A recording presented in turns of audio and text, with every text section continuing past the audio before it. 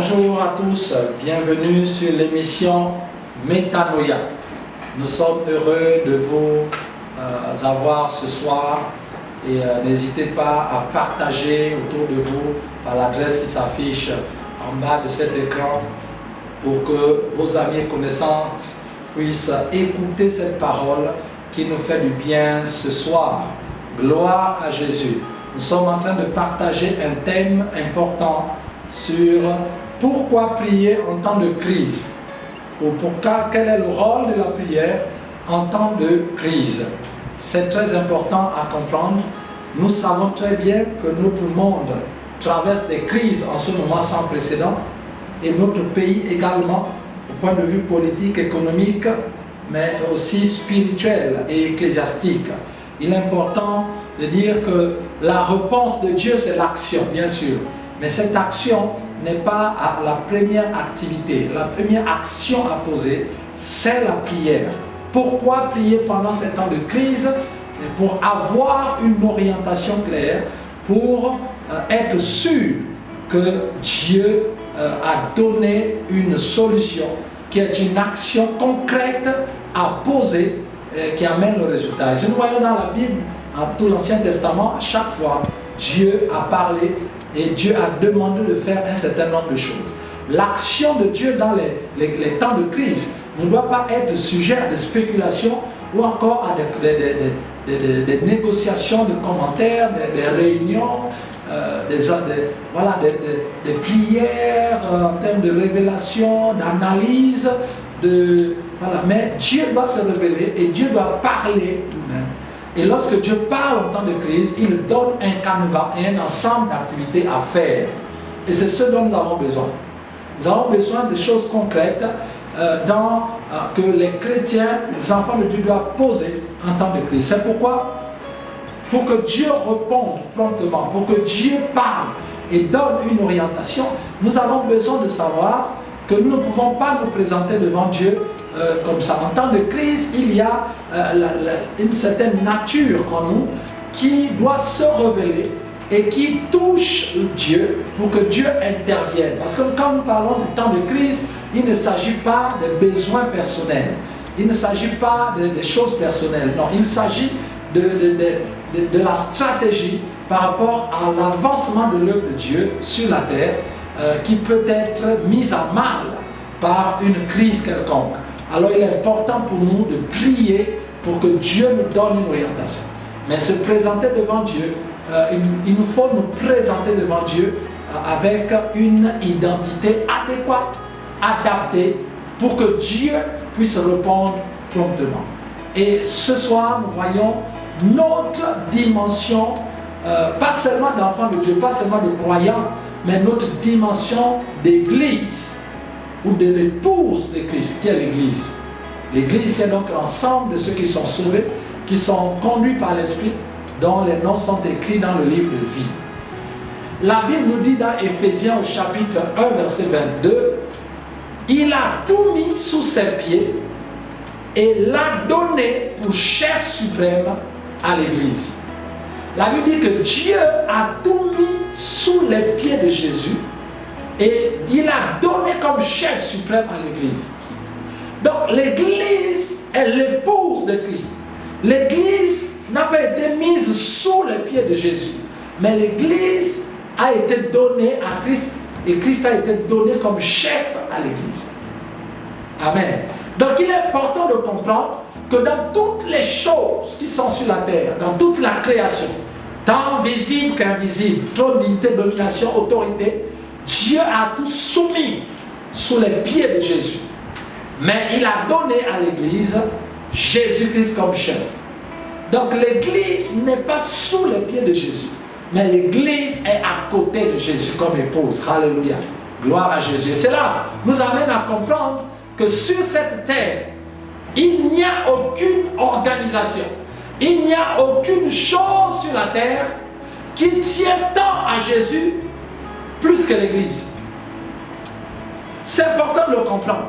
À partir de là, la hiérarchie de pouvoir, la hiérarchie de faveur est déjà disposée. Toutes choses ont été soumises à Christ, mises sous ses pieds. Mais l'église lui a été donnée et il est le chef de l'Église.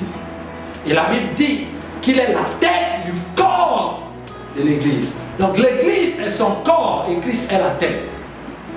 Et donc c'est par l'Église que Christ domine sur la terre, dans le monde visible, le monde invisible de notre terre, de notre création. C'est important de le comprendre.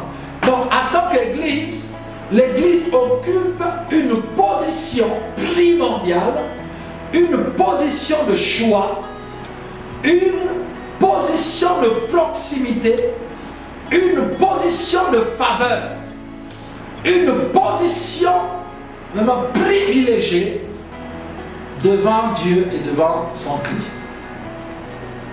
La Bible dit que Dieu nous a fait asseoir dans les lieux célestes en Christ Jésus.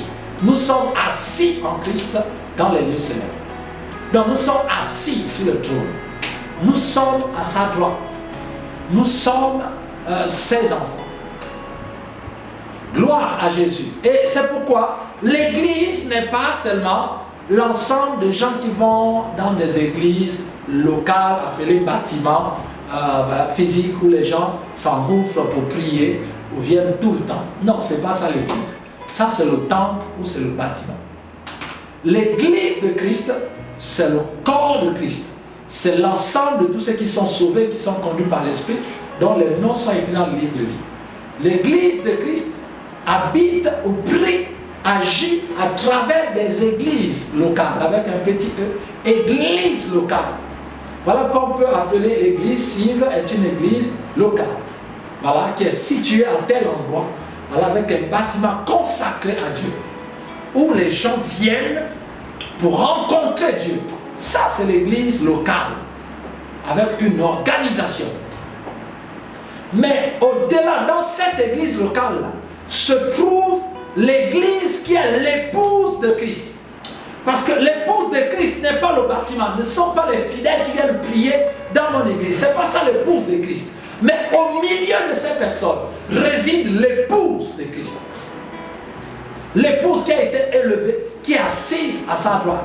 L'épouse qui est son corps. Donc il est important qu'il y a deux dimensions dans l'église. Il y a la dimension physique locale et il y a la dimension spirituelle universelle et surnaturelle. Donc lorsque nous nous attaquons à l'église, lorsque nous parlons à l'église, nous parlons à deux entités. Nous parlons à la structure physique, mais nous parlons aussi à la structure spirituelle. Donc il est important de comprendre cela. Amen. Et si nous voulons que Dieu intervienne promptement dans les temps de crise, nous avons besoin de faire connaître nos besoins à Dieu, de prier par des supplications, des actions de grâce, nos prières, en tant qu'épouse. Personne ne laissera jamais son épouse être malmenée par des temps de crise, des temps défavorables. Il est important que si l'Église est blessée, si l'Église, corps de Christ, est attaquée, alors c'est le corps, c'est Christ lui-même qui est attaqué, parce qu'il est la tête. Voilà pourquoi il a dit à Paul, qui était Saul à l'époque, qui persécutait l'Église. Il a dit, Saul, pourquoi me persécutes-tu? Il te sera difficile de regimber aux aiguillons. En d'autres termes, attaquer l'Église spirituelle de Christ, l'épouse de Christ, c'est comme mettre un coup de poing dans un tas d'aiguilles, dans des épines, dans des aiguillons. Il te sera difficile de regimber contre les aiguillons. Et lorsque nous attaquons l'Église, lorsque quelqu'un attaque l'Église qui est l'épouse de Christ, la personne s'attaque directement à Christ. Voilà pourquoi Jésus a dit à Saul, pourquoi me persécutes-tu? Pourtant Jésus était déjà mort, ressuscité, assis à la droite de Dieu le Père. Il ne dit pas pourquoi persécutes-tu mes enfants. Il dit pourquoi me persécutes-tu? Parce qu'à cette époque, les disciples, les apôtres étaient dans la dimension d'épouse de Christ.